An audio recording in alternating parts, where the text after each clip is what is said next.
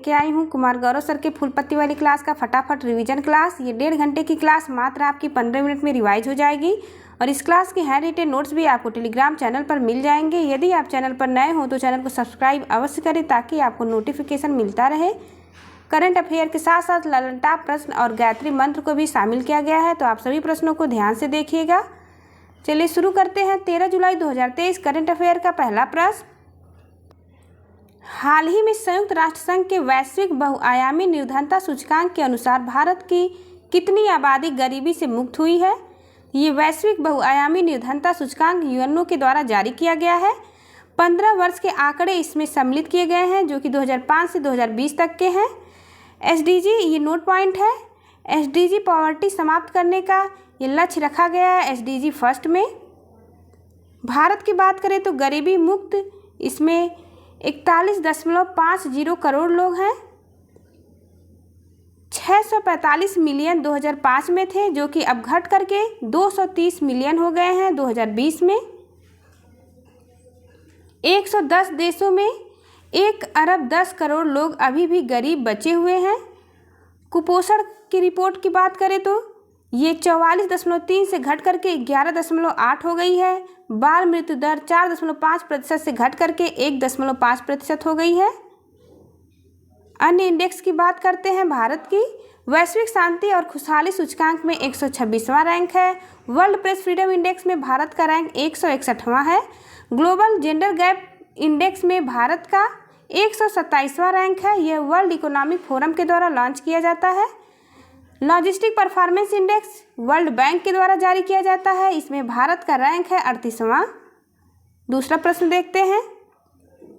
हाल ही में दुनिया का पहला मीथेन संचालित रॉकेट जूके 2 किसने लॉन्च किया है? तो ये चीन के द्वारा लॉन्च किया गया है। जूके 2 एक रॉकेट है जो वर्ल्ड का पहला मीथेन संचालित रॉकेट है। इसके पहले स्पेस एक्स कंपनी के द्वारा लॉन्च किया गया था जो कि असफल रहा। इसमें इसकी खासियत है कि इसकी लागत कम है, रीयूजेबल रॉकेट है, ईंधन क्षमता बढ़ाने वाली है। गोबी के मरुस्थल में यह लॉन्च किया गया। ललनटाप प्रश्न देखते हैं। GSLV F-12 और NVS-01 मिशन ये नेविगेशन की सेकेंड पीढ़ी की प्रथम उपग्रह है। भारत का नेविगेशन सिस्टम का नाम है नाविक। PSLV C-55 सिंगापुर का उपग्रह भारत के द्वारा लॉन्च किया गया। वन वेब के 36 उपग्रह LVM 3 से लॉन्च हुए। PSLV C-54 ये भूटान के उपग्रह हैं जो कि भारत के द्वारा लॉन्च किए गए। SSLV D2 इसके द्वारा 2 उपग्रह लॉन्च किए गए, EOS 07 और आज़ादी सैट। तीसरा प्रश्न देखते हैं। हाल ही में रक्षा मंत्री राजनाथ सिंह ने हिंदुस्तान एरोनॉटिक्स लिमिटेड के क्षेत्रीय कार्यालय का उद्घाटन कहाँ किया? तो इसका उद्घाटन मलेशिया में किया गया। मलेशिया की राजधानी कुआलालंपुर है। हिंदुस्तान एरोनॉटिक्स लिमिटेड ये क्षेत्रीय कार्यालय का उद्घाटन किया गया। HAL का हेडक्वार्टर बेंगलुरु में है। मलेशिया में तेजस को देने के लिए यह कंपनी वहां पे स्थापित की गई। ललनटाप प्रश्न देखते हैं। ये यूपी PCS में पूछा गया प्रश्न है। तुमकुर कर्नाटक में HAL कंपनी का एशिया की सबसे बड़ी हेलीकॉप्टर फैक्ट्री डेवलप की गई। SCO के बारे में देखते हैं। शंघाई सहयोग संगठन इसका पूरा नाम है। इसका हेडक्वार्टर बीजिंग चाइना में है। 2023 में इसकी अध्यक्षता भारत के द्वारा की गई। इसमें कुल 9 देश शामिल हैं। 9वां नवीनतम मेंबर ईरान है।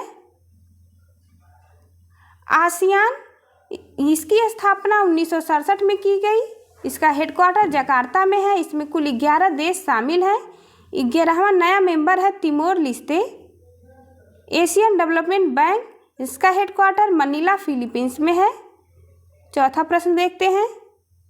हाल ही में इंसर्ट USA का रिश्वत विरोधी प्रबंधन सर्टिफिकेट ISO 37001 2016 प्राप्त करने वाला भारत का पहला PSU कौन सा है? तो भारत का पहला PSU है oil and natural gas corporation. Lallantop प्रश्न देखते हैं। REC भारत की नवीनतम महारत्न कंपनी है जो कि 12वें नंबर की है। यानी कि भारत में कुल 12 महारत्न कंपनियां हैं। HDFC भारत की पहली ई बैंक गारंटी जारी करने वाला बैंक है। MQ-9 रीपर ड्रोन USA से समझौता किया गया है भारत का। आर्टेमिस मिशन जो कि नासा का मिशन है, ये मनुष्य को वापस चांद पर उतारने का एक मिशन है जिसमें भारत 27वां मेंबर सदस्य बना है। 5वां प्रश्न देखते हैं। हाल ही में भारत की पहली क्षेत्रीय AI न्यूज़ एंकर लीसा को कहाँ लॉन्च किया गया? तो ये आर्टिफिशियल इंटेलिजेंस पर आधारित एंकर लीसा को उड़ीसा में लॉन्च किया गया। यह क्षेत्रीय भाषा अंग्रेजी और उड़िया बोलती है। भारत की पहली क्षेत्रीय AI एंकर जो कि न्यूज़ एंकर है। इंडिया टुडे के द्वारा सोना नामक AI लॉन्च किया गया था, ये भी एक एंकर था। बॉर्ड AI चैटबॉट गूगल के द्वारा लॉन्च किया गया। ChatGPT OpenAI कंपनी के द्वारा लॉन्च किया गया। गंगा गिर नस्ल की गाय की ये प्रथम मादा क्लोन है जो कि NTRI करनाल द्वारा विकसित किया गया। विश्व की पहली क्लोन डॉली है, इसे इयान विल्मुट ने विकसित किया था। नलबाना पक्षी अभयारण्य ये उड़ीसा में स्थित है, चिल्का झील के बीच। 6वां प्रश्न देखते हैं। हाल ही में किसने सुसाइड ड्रोन कामिकेज का विकास किया है? तो IIT रुड़की द्वारा ये विकास किया गया है। एक आत्मघाती ड्रोन है जिसका नाम कामिकेज है। ये 100 किलोमीटर की दूरी 40 मिनट में तय कर सकता है और 6 किलोमीटर का वजन उठा सकता है। ललन टॉप प्रश्न देखते हैं। परम Ganga super computer IIT Roorkee में स्थापित किया गया। परम शक्ति सुपर कंप्यूटर IIT खड़गपुर में। IIT मद्रास के द्वारा इसकी एक इकाई स्थापित की गई तंजानिया में। तंजानिया की राजधानी दोदोमा है। हाल ही में प्रोजेक्ट 75 के तहत 6 स्टील्थ पनडुब्बियों के निर्माण के लिए स्पेन ने किस भारतीय संस्थान के साथ समझौता किया है? तो ये भारत के संस्थान लार्सन एंड टूब्रो के साथ समझौता हुआ है जो कि प्रोजेक्ट 75 का एक हिस्सा है। इसमें 6 स्टील्थ पनडुब्बियों का निर्माण किया जाएगा। स्पेन की कंपनी का नाम है नवंतिया कंपनी। ललन टॉप सवाल देखते हैं। प्रोजेक्ट संजय सेना के द्वारा स्टार्ट किया गया है। जर्मनी के थ्रिसेन ग्रुप द्वारा मजगाम डाम लिमिटेड के साथ समझौता हुआ है। इसमें भी 6 पनडुब्बी बनेगी। इसका नाम है प्रोजेक्ट 75 के तहत। अल्टसाम कंपनी जो कि फ्रांस की है, ये वंदे भारत ट्रेन के निर्माण के लिए इससे समझौता हुआ है। प्रोजेक्ट काटरू IIT मद्रास द्वारा लॉन्च किया गया है। ये मोबाइल पॉल्यूशन मॉनिटरिंग ऐप से कार्य करेगा। 8वां प्रश्न। हाल ही में G20 अपराध और सुरक्षा सम्मेलन का आयोजन कहाँ हुआ है? तो इसका आयोजन गुरुग्राम में हुआ है। G20 अपराध एवं सुरक्षा सम्मेलन का शुभारंभ अमित शाह जो कि गृह मंत्री हैं इनके द्वारा किया गया। इसका उद्देश्य है साइबर सिक्योरिटी। नोट पॉइंट देखते हैं। हम्पी कर्नाटक में हाल ही में G20 संस्कृति का 3rd क्रम की मीटिंग संपन्न हुई।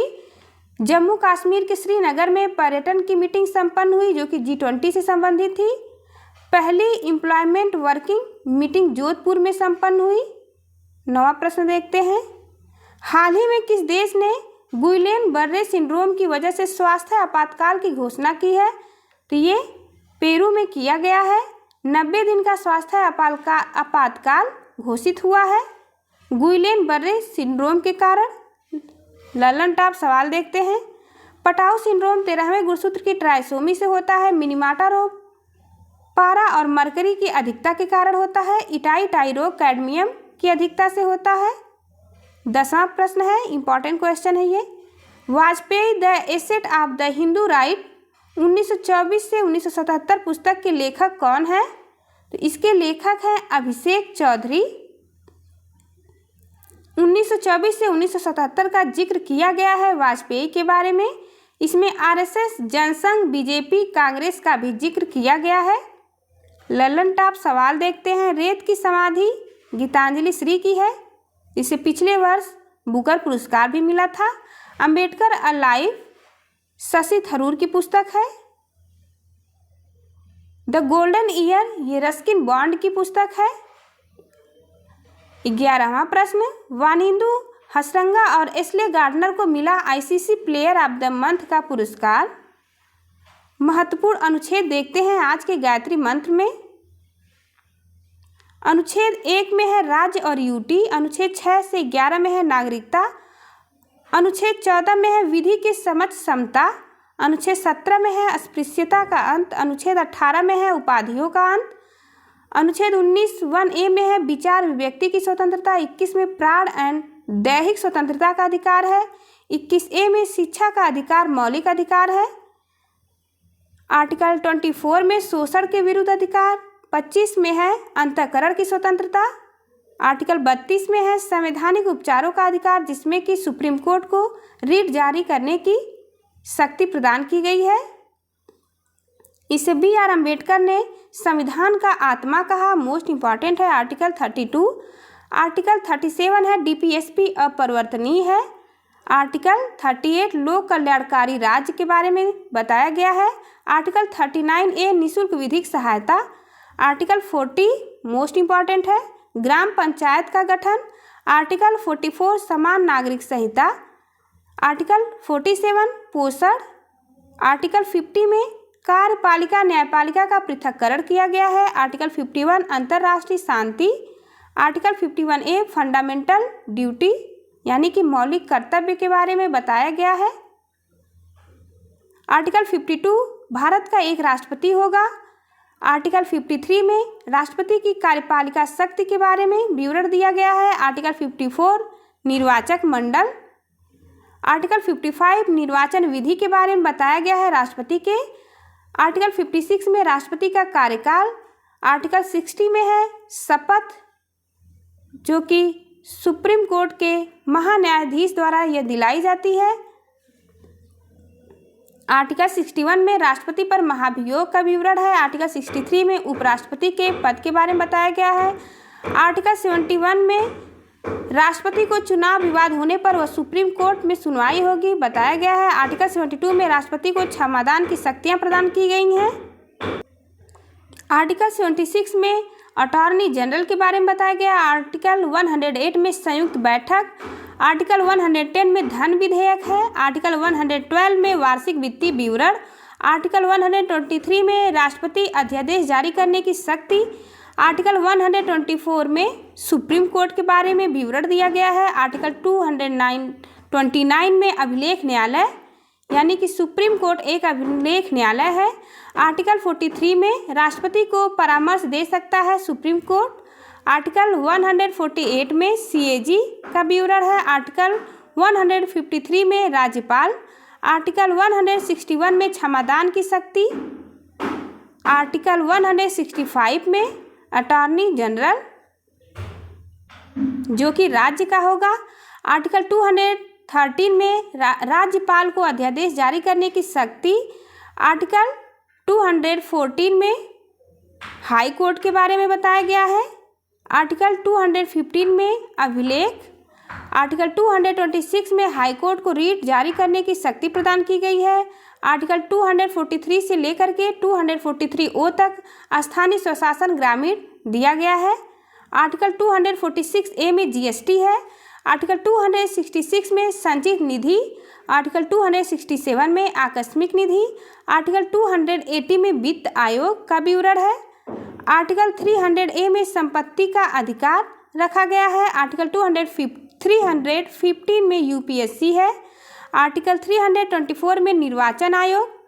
आर्टिकल 338 में NCSC है। आर्टिकल 338A में NCST। आर्टिकल 343 में राजभाषा का विवरण है। आर्टिकल 352 में राष्ट्रीय आपात। आर्टिकल 356 राष्ट्रपति शासन। आर्टिकल 360 में वित्तीय आपात है जो कि अभी तक भारत में कभी नहीं लगा है। आर्टिकल 368 में संविधान संशोधन दिया गया है। आर्टिकल 370 में जम्मू कश्मीर के बारे में। आइए प्रमुख अनुसूचियों का रिवीजन करते हैं।